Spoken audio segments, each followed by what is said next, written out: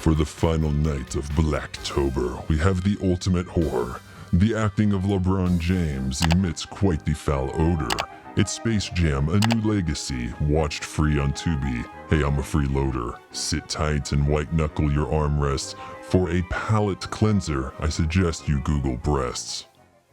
Well, just as I expected, Space Jam: A New Legacy is bad. Bad enough that it is frightening. There has never been more ego-stroking. It is wall-to-wall. You have to hear about how great LeBron James is. When he's a little kid, does nothing impressive on the basketball court, yet his coach, played by Little Duke from the Creed films, is over here saying he's the best player he's ever seen. Cue completely inaccurate montage not showing him losing his first finals with the Heat, and going so far as to depict the Decision TV special as brilliant. So aside from LeBron James' weird, awkward, stilted, unrelatable delivery, the movie is about Rhythm, an algorithm played by Don Cheadle, residing in the fictional Warner Brothers verse server base. Al has plans to take over the world, and they require the partnership of LeBron James because, get this, he is so well liked and influential.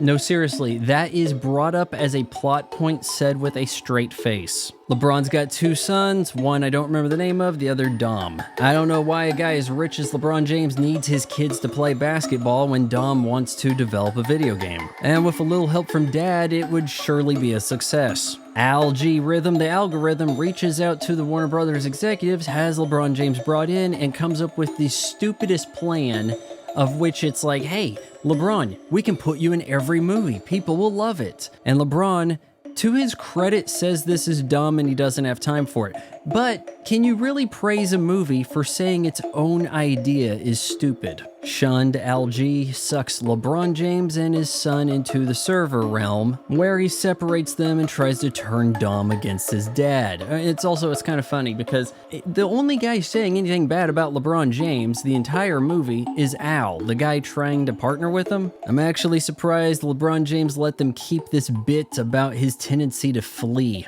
He just left? He left Cleveland, he left Miami, he left Cleveland again. Look out, Lakers, huh? Which begs the question, why partner with King James if you know you're going to get abandoned? So while Dom James is being steered down the path of game development, Papa James is tasked with putting together a basketball team to take on Al-G's and for control of the fate of the universe. And so by complete happenstance, we come across Bugs Bunny. Only Toon left in the Toon realm, and though LeBron James wants to recruit Superman the Iron Giant, Bugs insists on reforming the Toon Squad, with the ensuing recruitment drive being so slipshod of ADHD I just could not bear to keep watching. I actually had to break this movie up into 3 viewings. The humor is entirely based on line references from movies and properties that kids should not be aware of. King Kong ain't got nothing on me.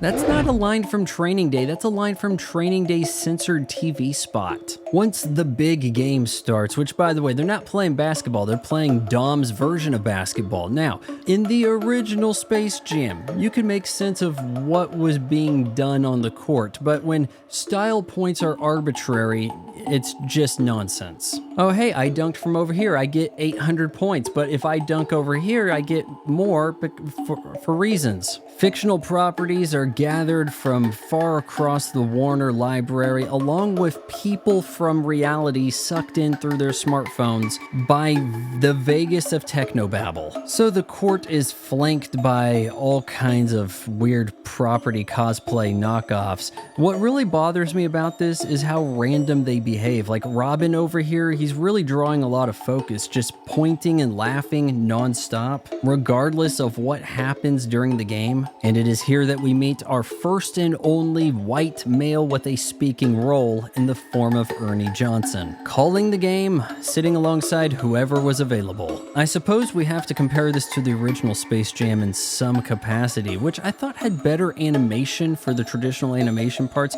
Does that just mean that people forgot how to animate? Oh, it's not the Monster Squad anymore, now it's the Goon Squad, and we have NBA and WNBA players fused with miscellaneous animals. I guess guess Diana Taurasi here is supposed to be part snake, but she looks like a worm, and that helps you in basketball how? Oh, I'm sorry, we're playing Dom Ball, where the rules are entirely made up. If you weren't familiar with the Looney Tunes, I think you would at least understand their characters from the first movie, but here, no one really has any kind of direction to them. No one makes progress except for LeBron James and his son. And even then, the big lesson LeBron learns this movie is you're rich enough to let your kid do what he wants. Okay, so this is my first time seeing this LeBron James logo. It's on his Toon Squad uniform, but it's also on this basketball, which frankly, I looked around online and I couldn't find this for sale anywhere. So just what the hell are we doing? Space Jam: A New Legacy is the ultimate vanity project. The entire world of this film revolves around the purported greatness of one LeBron James. It's shallow, boring, unfunny, and I rightfully avoided it for as long as I could.